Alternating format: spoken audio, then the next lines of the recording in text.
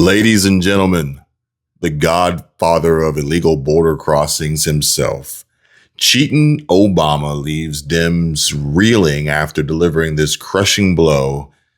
And you'll see, the Democrats all break down and collapse in a terrifying moment for the far left and the DSA now, as he has said the quiet part out loud. But in fact, he's always. It's just now people are actually starting to listen and realize the message behind his words. Back in the autumn of 2008, as the world teetered on the brink of financial abyss and America yearned for a salve or a balm, an ointment, what have you, to its racial scars, along came Barack Hussein Obama, the visionary, the beacon, the first U.S. president of color. Oh, what a triumph for the stars and stripes. Yeah, right. Or so we thought. Or they wanted you to believe. A man who rose from the improbable heights of Hawaiian sunsets and Kenyan echoes to shatter the Oval Office's porcelain pallor or its pale appearance. He wasn't just elected. He was anointed, rising up from being but a mere janitor, mopping the halls of Congress, a living testament to the dream deferred no more. Yes, we can, he crooned. And for a fleeting moment, people believed it, believed in the audacity of hope in a nation that could finally gaze in the mirror and see not just white picket fences, but the full spectrum of its messy, magnificent mosaic.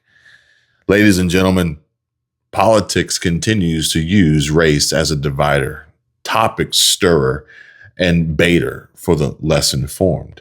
And as always, like the video and subscribe to the channel. But let's start with this clip from Megyn Kelly. And she calls out Michelle Obama for not liking America, nor Barack, and for being narcissistic and racist, advising her how it'd be wise to get over yourself, Michelle, and condemns Big Mike for blaming all her problems on white people and thinking we care about her hair.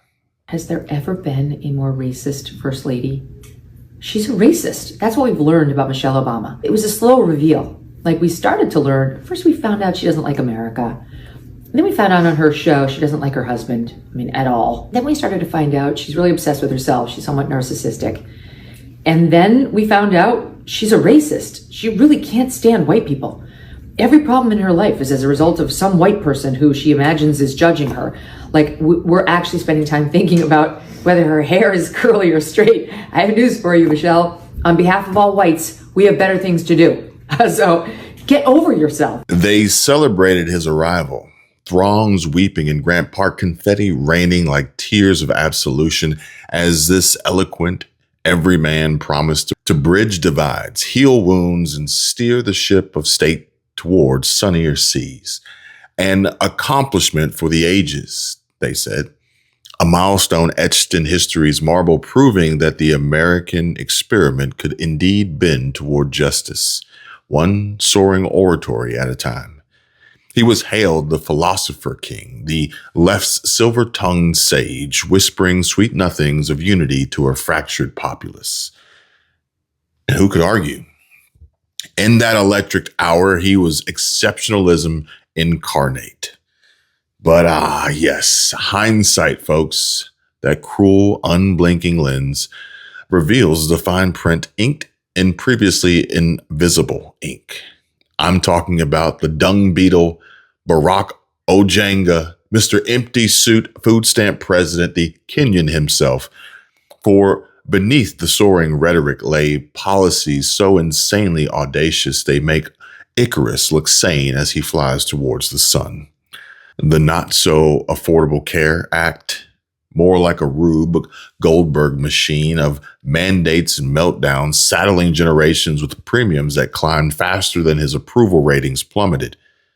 As for which now we have Senate Majority Leader Chuck Schumer announcing a Democratic bill for a clean 3-year extension of Enhanced Affordable Care Act premium tax credits, set for a floor vote next week. And he warns, as he fears being tossed out, cast aside by his own party and AOC. But Chucky warned Republicans that blocking it would spike health insurance costs starting January 1, 2026, and hopes this move forces a partisan showdown in the lame duck session, with unified Democratic support but likely GOP opposition amid incoming Republican congressional control, drawing criticism in replies for perpetuating what detractors call an unsustainable system.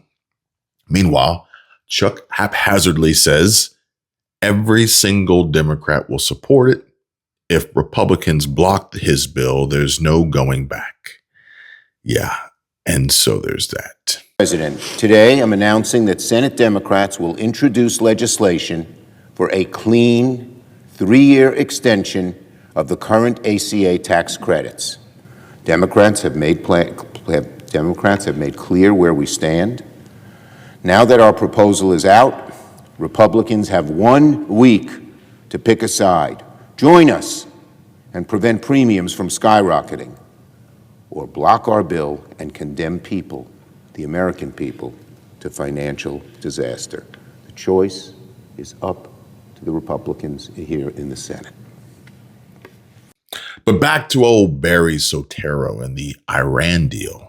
A diplomatic fever dream, handing Tehran the keys to the nuclear candy store while we footed the bill for the fallout. Almost, kinda sorta, like how before becoming governor of Minnesota, Tim Walz, while having worked within the National Guard in Nebraska, plotting to steal valor, I would imagine, went to the FBI because they believed he had given classified military secrets to the Chinese government. Mind you, right after this happened, China produced the same tank Tim Walz was accused of stealing the plans for. I've spoken to a couple people that served with Tim Walz in Nebraska in that Guard unit, and they suspect, and we've done stories and tried to reach out to Walz for comment, but they suspect that perhaps he took their standard operating procedure, the SOP, for the howitzer army tank. He was assigned to this tank. It was nuclear capable, and this was all laid out in the SOP that goes missing while he's there. And the manual goes missing? Right, and they had talked to the FBI about this as well. There's so what does many that mean? questions. Why did they talk to the FBI? They think that he was traveling back and forth from China at this time, and then we also know that this howitzer. Wait. I know I sound crazy right now. No, Yeah. you don't sound crazy at all. You're recounting the facts. Yeah. You are saying that men he worked with in the National Guard in Nebraska went to the FBI because they believed he had given classified military secrets to the Chinese government? They suspect that he did, and well, they suspected to the point that they went to the FBI. Well, this was all when all these stories are coming out finally about his background, and they're like, maybe we should talk about this. These are guys that back then didn't report this. This was in the early 90s, and they always talked about it amongst themselves.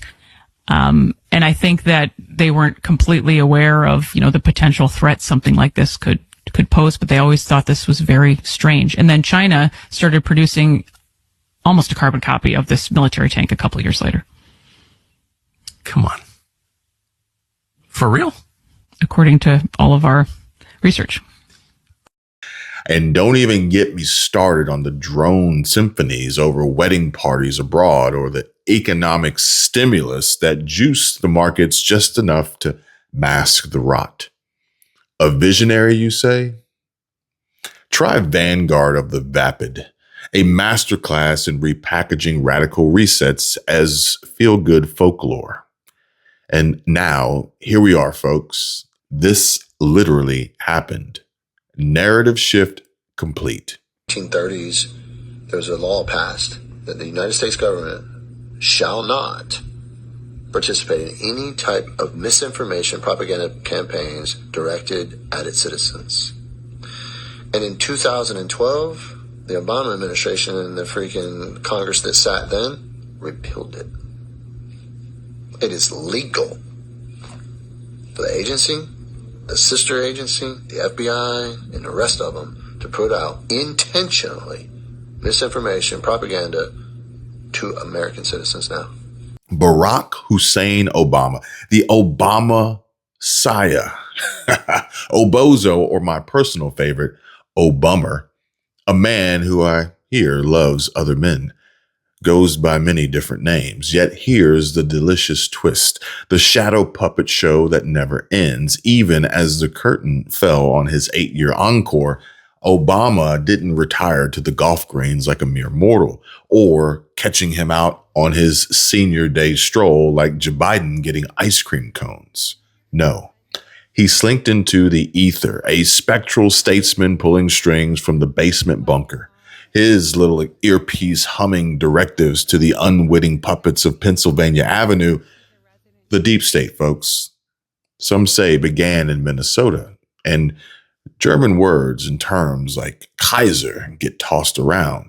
Talks about a clandestine network of military, intelligence, and other government officials who secretly manipulate national politics, often outside the normal chain of command, and are never elected. Theoretically, of course, as whispers in the wind, orders etched in encrypted apps, a ghost in the machine ensuring his legacy lingers like a bad aftertaste. Like the taste left in Jennifer Aniston's mouth. And we've all heard the rumors, right? The gossip, the talk that has led to a possible divorce, maybe. The writing is on the wall, the body language, undeniable. And look, I'm sorry, but you must watch Michelle Obama and her terrible podcast here with her brother. Look at him. Rumors of him or her being transgender, gossip about them, they pronouns, and Barack getting a divorce after his gay backseat limousine encounter story told on Tucker Carlson, and yeah, the cheating scandal with Jennifer Aniston while Big Mike hits on Cat Williams. Allegedly, of course. Hi, Cat Hello Williams. there. Welcome. Thanks for having me. IMO. Thank you. You're a handsome dude. Right. Yeah, you know that. You yeah. know that about yourself. But we've got the Benghazi's echoes still, the borders sieve, and flooding of asylum seekers. Yep, his blueprint. That calm, soothing vocal, it never stopped seducing, lulling the masses into complacency with its velvet cadence, even as the house of cards wobbled. But now, collapse. Fast forward to December 1, 2025, at the Crystal Bridges Museum in Benton, Arkansas, a quaint nod to Walmart's Walton Dynasty, where Obama, ever the artist of the long con and grift, drops his latest pearl.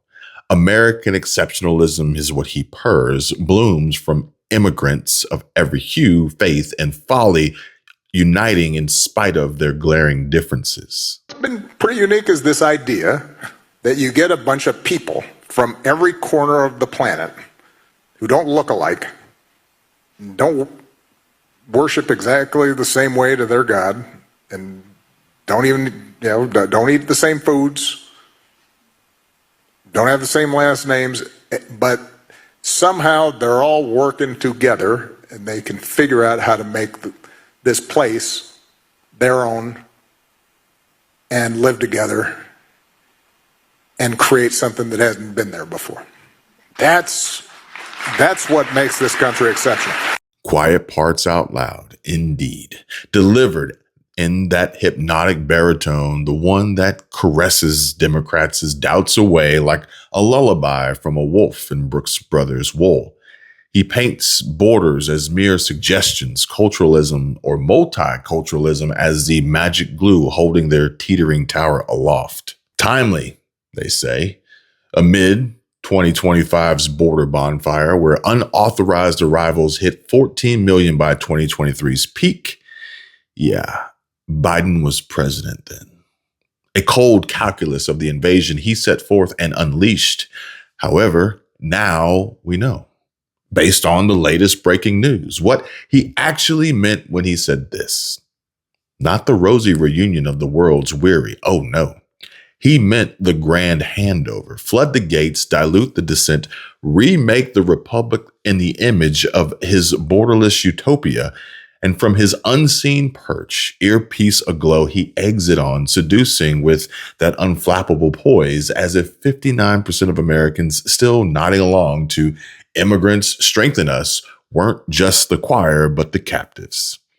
The replies pour in like acid rain. Divisive? Unassimilative? They howl, threads ablaze with the rejection of his remix.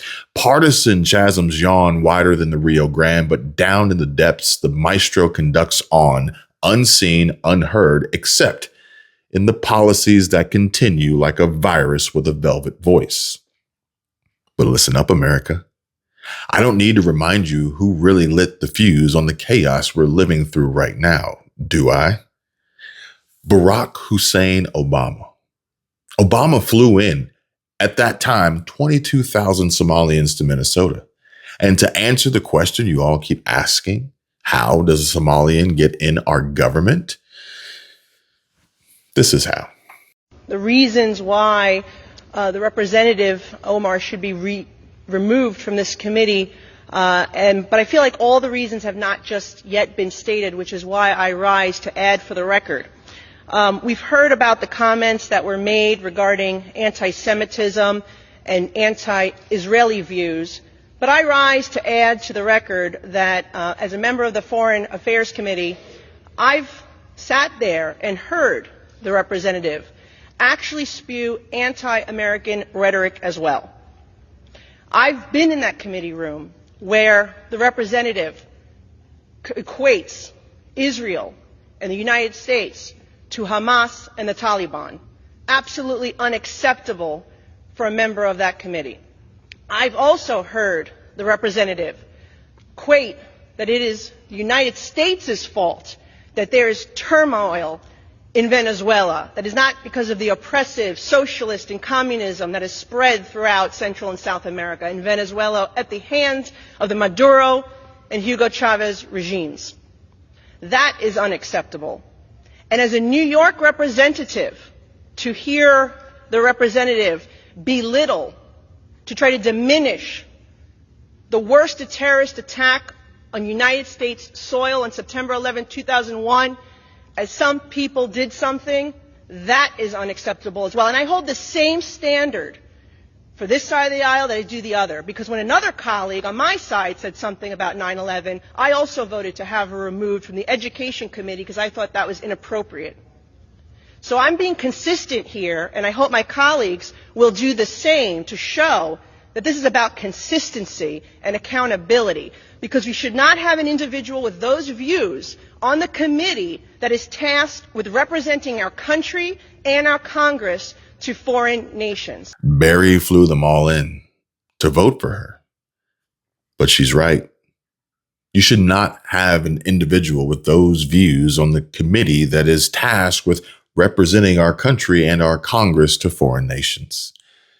And so we shall never forget that there was a time when President Obama refused to salute the American flag.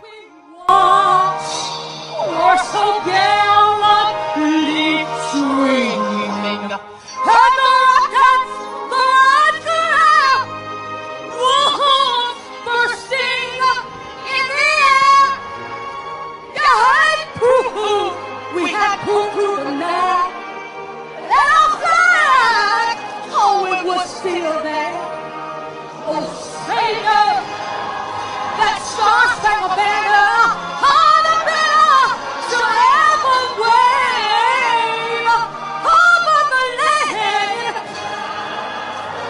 of the free and the home of the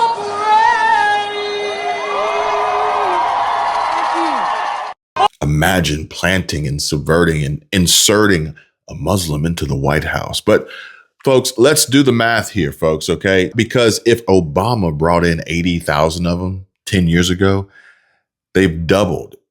Yet they are still saying there's only 80,000. And I'm seeing numbers posted online saying more like 160,000 Muslims from Somalia are in Minnesota alone right now. This is after Zerwan Mamdani winning. Watch this. We're done hiding. We're done. We're done being tortured and hurt and judged. This is the correct religion. This is the religion that all of humanity needs to be a part of, Islam. And we will not stop until it enters every home. So I want you to repeat after me. I want to hear it in every single district. It should tremble. You know what else is interesting? So above me, you're looking at the results for the New York City mayor race from American-born voters. Pause to read, but you can see Cuomo was leading, then Mamdani, then Sliwa. These are the results among foreign-born New Yorkers. Mamdani got more than Sliwa and Cuomo combined. And Mamdani is a socialist who believes in seizing the means of production. That's not American culture. And I think this is something that's important that's not talked about enough, but Trump has done something about it a little bit. Americans need to focus more on assimilation of people that come into this country. I do not think we should just let anyone and everyone into this country. If people don't want to come to this country and assimilate to our belief systems and our value systems, I don't think we should allow them in. That's not racist. That's not Islamophobic. It's quite literally thinking about how to protect the values that have made this country so great. And letting everybody and their mama in without vetting them, without working to ensure some type of assimilation is not the best idea. And there's a good chance that as a result of that, the largest city in the United States is now ran by a socialist, or will be starting January 1. That's something to pay attention to, in my opinion. And again, it's going to come down to battles of ideas in this country. Because you could definitely argue now that the enemy is within the country. When I say enemy, I mean people who don't believe in our value systems and our belief systems. And we have to fight to protect those values and those belief systems. Otherwise, we will lose them. So to kind of bring it all together, to make it simple, we need to become more serious about who we let into this country. And we need to work to ensure that they're going to assimilate into our value systems. We also need to fight and protect our values from the people inside this country who want to change this country. And when I say change it, I mean change it from what has built this country into what it is. So only let people in who want to assimilate to this country and who will agree to assimilate to our cultures and our traditions and our beliefs. Exactly. Too many people not vetted were let in, starting with Obama when he brought in thousands of Somalis. That's how we got Omar. Then the influx continued under Joe, and they were planted in various parts of America to sway elections. And there's more than 80,000. There has to be more than just 80,000 by now. Obama imported them.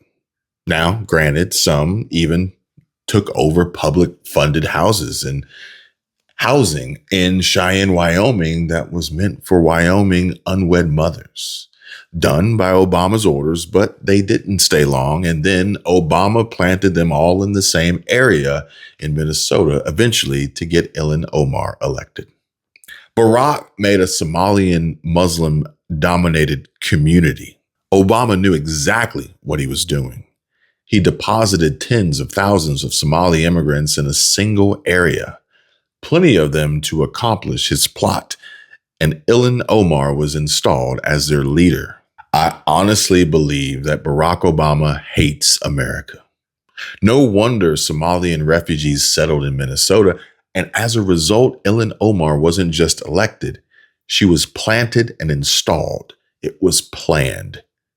And so you see, as of 2016, there were around 80,000, give or take, and that was up substantially from 20 to 40 some odd thousand when Barack first took office in 2008.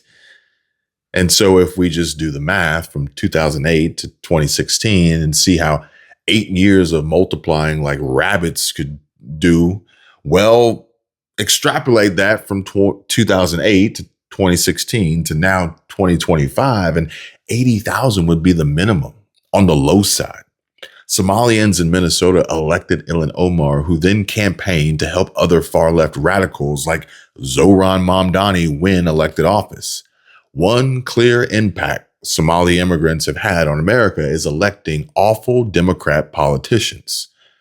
So Trump, it's time. Start the deportations needed now. Do you support Zohran Mamdani's calls to seize means of production and raise taxes on white individuals? Oh, you love Zohran, come on. You don't have a... I do love him, that's the one for him. I sure you don't want to answer about his calls to seize means of production. I do hope he wins the general and becomes the next mayor of New York City. Thank you. At this point, I'm just convinced that they ran Tim Walz as governor so that he could be the buffoon that rubber stamps all the crazy nonsense that goes on in Minnesota. What am I talking about? Well, I'll tell you. ICE just did an immigration sweep in Minneapolis, St. Paul, and found that 50% of immigrants had committed immigration fraud.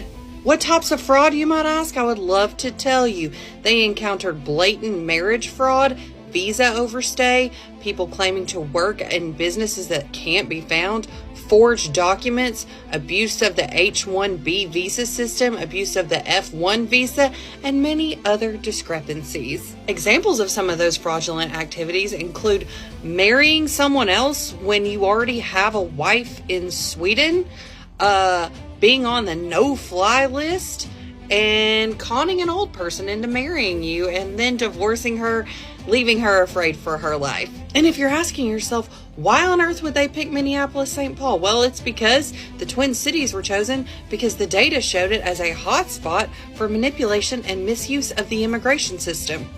Yeah, it's also rampant with Medicare, Medicaid, and healthcare fraud.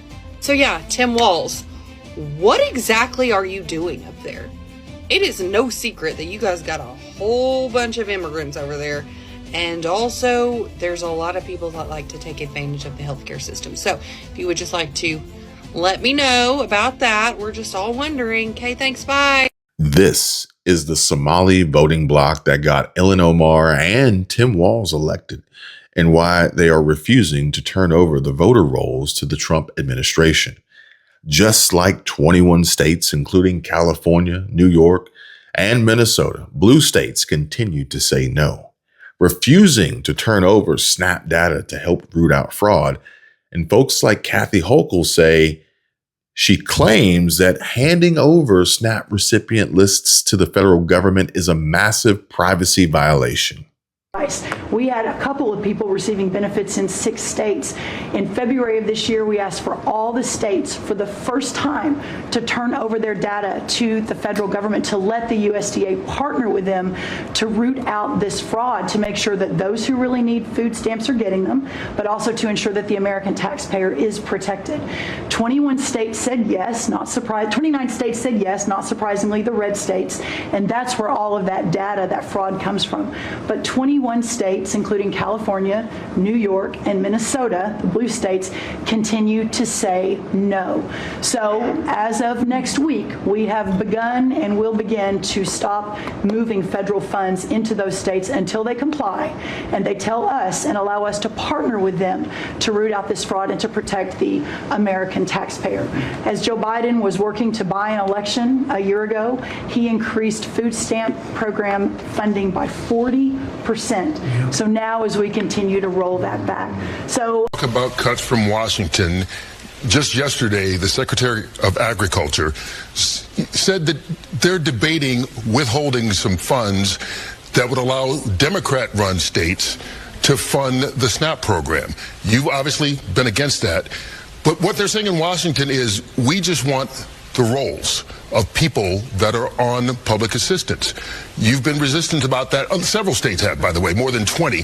Why not just say, okay, here are the names of the recipients? Let me tell you what's going on here.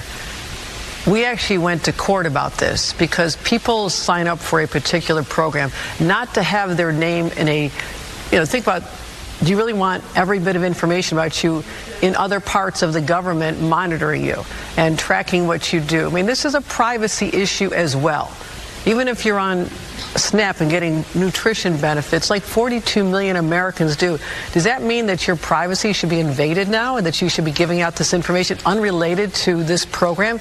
So we went to court.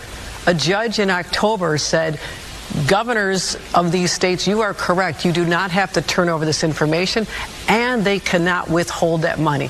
Now, to have a secretary in the Trump administration basically saying we're going to ignore a court order, that is problematic. That is problematic, and that's what we're dealing with right now. What are your concerns other than just privacy? Privacy is a big one. Privacy is a big one. Now, we are working on the fraud issues. It's something we monitor at the state level. We don't want anyone to abuse programs. But basically, to end a program for everybody in the expectation you might find a few who are abusing it, don't you care about everybody else who's hungry? The mayor-elect Mondani told me that on Veterans Day, he was sitting down with some veterans who had been, had a hard life. One of them said when the SNAP benefits stopped, he went to his refrigerator and it was empty. And that is a heartbreaking story, to know that those who wear a uniform to keep us safe at night, to defend our country and our values, can't count on a program to feed them. So that is just cruelty. They need to stop trying to find ways to hurt Americans. But it's all because of the rampant fraud, waste, and abuse in these known Democrat-led hotspots. If 50% of the immigration status is fraudulent, how many of the voter registration rolls do you think are fraudulent too? But Obama has already done it before, and he will try to do it again. Watch this. This is Barack Obama talking to black men when Kamala Harris was running for president. Pay attention to what he's saying, and then pay attention to what I show you after and think about it. On the one hand, you have somebody who grew up like you, knows you, went to college with you, understands the struggles and pain and joy that comes from those experiences. You said to work harder and do more. So when he's talking to black men about voting for Kamala Harris, he makes sure to make it about race and say she's like you. You need to vote for her. But now let's translate that to the governor's race in Virginia. You have a black woman running. Her name is Winsome Earl Sears, and a white woman named Abigail Spanberger. Let's take a look and see who Barack Obama endorsed. Virginia's elections are some of the most important in the country this year, and I am proud to endorse Abigail Spanberger for governor. But Barack Obama was just telling black men that we should have voted for Kamala Harris because she's black and has similar experiences as us. But now there's a black woman running for governor in the state of Virginia, and Barack Obama is endorsing the white woman. Why is that? Because it's not about aligning yourself with people that look like you. It's about Democrats staying in power or getting power. Barack Obama was just manipulating black people's sensitivity on race in order to get them to vote for a Democrat. But now that the black person is a Republican and not a Democrat, he's going to vote against that black individual. So again, it's not about skin color. It's about political power, and Democrats just manipulate black people's sensitivity on race in order to get black people to help Democrats stay in power. And many black Americans don't realize it. And that's exactly what Barack Obama was doing, using black American skin color to try to manipulate them into voting for Democrats. It's pretty wild when you think about it. It's pretty wild, to put it lightly. And check this out. Benny Johnson, he posted this one up today, and I had to laugh and share it with you guys. And he said, a reporter asks Chicago Mayor Brandon Johnson a simple question, and he calls it disgusting and racist, and says people should stay away from him. And so now add that to the bizarre list of things Johnson finds racist. 1, putting people in jail, and 2, simple questions. But that's just it. This is the Democratic playbook. Call anything that challenges you or opposes the mass chaos and destruction of the left and categorizes it and the people against it or them as racist. Just like when Kamala Harris was running and Barack Obama was telling black men how she has had the same experiences as them and using that as a reason to vote for her. But I would love to see him make the same pitch, because I don't know anyone of any skin color who has collectively the same shared experiences of Ilhan Omar, or at least not legally allowed to vote. Do you? Do you know of anyone who married their brother or their sister? All Barack Obama does is endorse the white Democrat running against fill in the blank. It's why he even inserted Tim Walz alongside Kamala Harris instead of Mark Kelly or Josh Shapiro. It's just more proof that he was using Black Americans' sensitivity to racism as a tool to manipulate a collective of held back handout worshipers into voting for a Democrat who can't unglue themselves from mainstream media. That's it. Period. Point blank, plain and simple, end of story. It's not about voting for a black woman or even for saving democracy, as they love to chant. It's about making sure you vote for blue, no matter who. It's the disastrous and destructive Democrat Party over country with him. And do you want to know how I know I'm right? Because the liberal media is losing their collective minds over President Trump's drone strikes on narco terrorists, yet they had absolutely nothing to say when President Obama launched over 500 drone strikes. At this point, the double standards are so wild, it's impossible to ignore. And I would say that President Trump is definitely on the lower side of things in regards to drone strikes, in regards to presidents, because Barack Obama, everyone's beloved Democrat president, made over 536 authorized strikes when he was in office. And I don't remember seeing the liberal media or the press going after him for it. All right, y'all, let's hit pause for a second because this matters and it's really important. We talk a lot on this channel about taking control of your life, making smart choices, and not letting the system overwhelm you.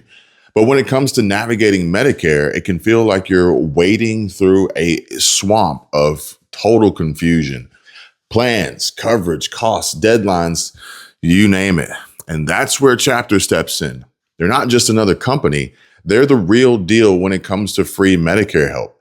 Chapter's team of advisors has helped thousands of people across the country find the right Medicare plan, and they do it with one goal in mind: putting you first. No fees, no pressure, just honest guidance to make sure you're covered without breaking the bank.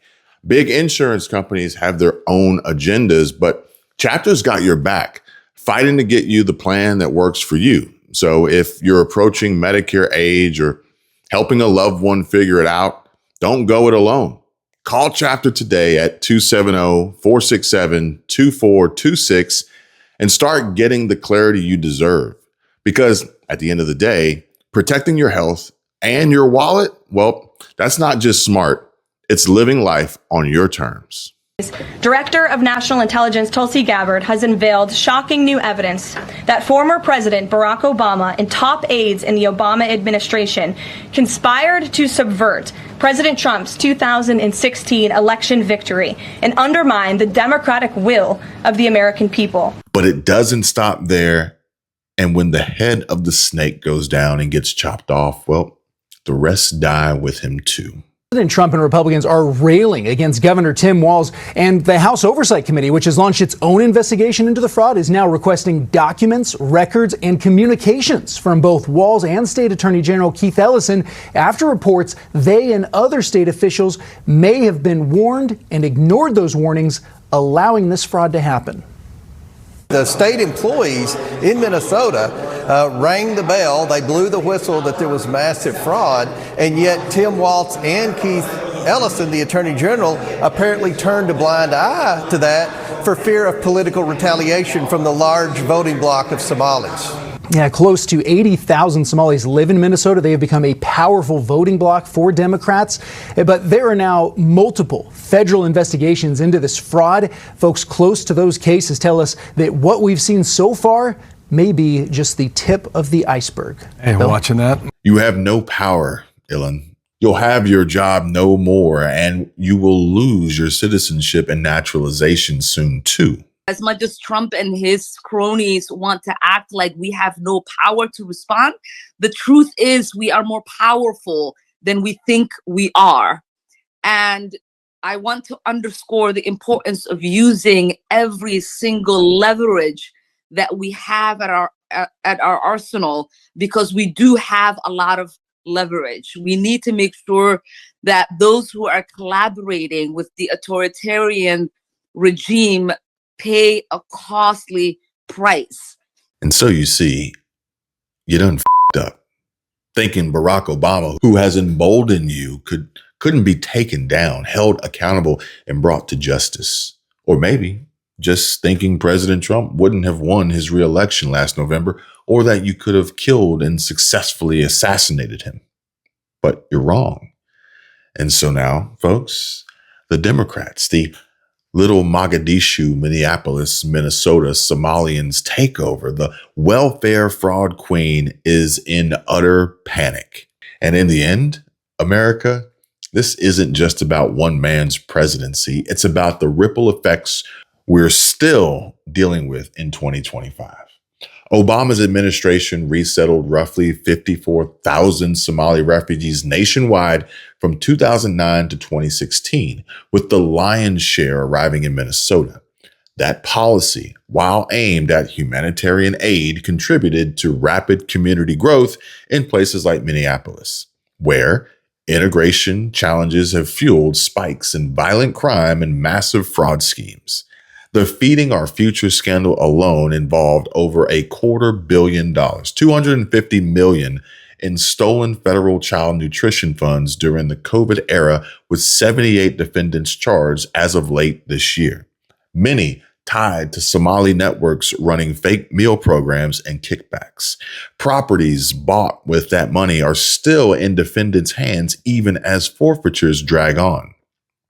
Tie that to broader failures that include, but are not limited to, former President Obama dismissing ISIS as a JV team in a 2014 interview while they expanded across the Middle East, authorizing 542 drone strikes that killed thousands, including civilians and a U.S. teen, far outpacing Bush's numbers. And, oh yeah, don't forget that $1.7 billion in cash, a settlement flown to Iran in the middle of the night in 2016, settling a decades-old arms dispute, but timed suspiciously with prisoner releases amid sanctions. That empowered Tehran, funding proxies that threatened allies today. Then there's the Smith Modernization Act signed into law as part of the 2013 NDAA, which lifted restrictions on domestic access to U.S. government materials originally meant for foreign audiences, blurring lines on information flow without legalizing outright propaganda. Add in the racial divisions amplified through speeches and policies, and you get a blueprint for the chaos engulfing woke, socialist, blue, Democrat majorities like Minneapolis, Seattle, New York, Los Angeles, San Francisco, Chicago, burning cities, unchecked borders, and a mainstream media echo chamber running it all on repeat and in lockstep, singing from the same song sheet 24/7/365. Folks like Ilhan Omar, illegally elected, it seems, amid these shifts now in cold sweats and in utter panic, facing scrutiny as the walls are closing in, the end draws near, and her one-way plane ticket gets printed. Her campaign ties to other Muslim fraud figures, while Tim Walz dodges calls to release voter rolls amid fraud allegations and whistleblower claims of ignored warning signs on state programs, while claiming that this new paid maternity leave isn't going to be abused by everyone, including the same illegal fraudsters that have been stealing so much of the taxpayers' money for so long. But I digress. Because with Trump back in the White House, DHS probes are ramping up and the panic is palpable. Trump's not just talking tough, he's unleashing 4D chess moves on the border chaos Obama helped seed, firing over 100 immigration judges. That's 20% of the total, folks. And that's just since January, including 25% in New York and halving San Francisco's roster. That's no mere purge, folks. It's constitutional house cleaning under Article 2, ladies and gentlemen. And no, these weren't lifetime feds. They're executive branch enforcers, many with activist ties, granting asylum at rates that let illegals game the system while 3.7 million cases backlogged to 2030 hearings. But now, Trump is swapping them for deportation judges, rather, and law enforcement vets, military lawyers, no more NGO softies, hired at up to $200K a year and ready to slash delays and prioritize removal over amnesty stalls. The Democrats are scrambling with failed bills to block it because they know a clogged court was their voter import machine. But 47, he's continuing to keep promises, delivering the mass deportation mandate unanimously voted for by me and demanded by 66% of Americans, restoring border, economic, and cultural security in one swift, brilliant stroke. But listen up, folks. Obama, What he did wasn't just weakness or arrogance, it was a deliberate unraveling.